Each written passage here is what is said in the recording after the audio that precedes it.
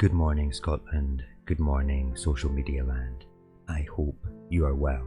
It is Tuesday, the 31st of May, 2022. My son turned 16 this year, making him eligible to vote in next year's independence referendum. This will be his first political vote, and he intends to use his vote to express his feelings that Scotland should be a normal, independent nation.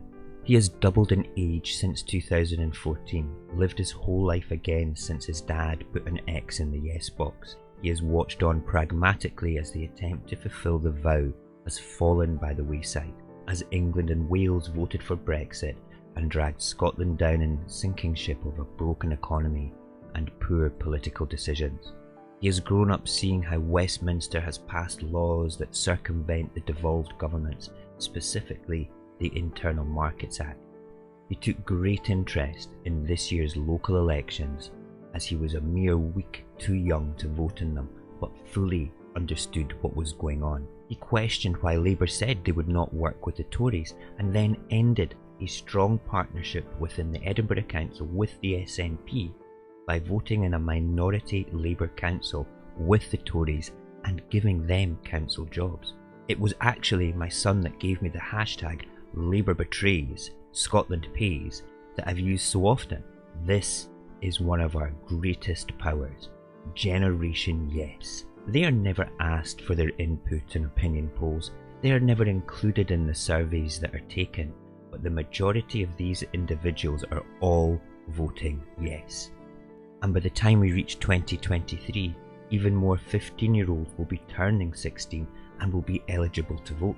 Now it's fair to consider that a massive chunk of this age group will be thinking that they don't know enough, or will vote with family ties to Labour or Tory and then obviously no.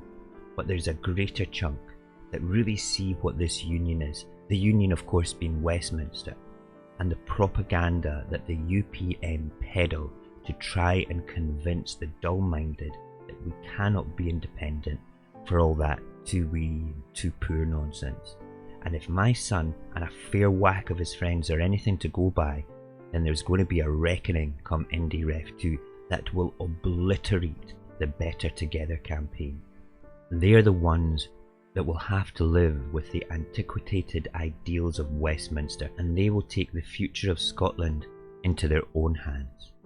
They have experienced in the last 8 years what we have experienced over decades, and they don't like it. By the time Indy Ref 2 comes round, even more of Scotland's youth will be of voting age.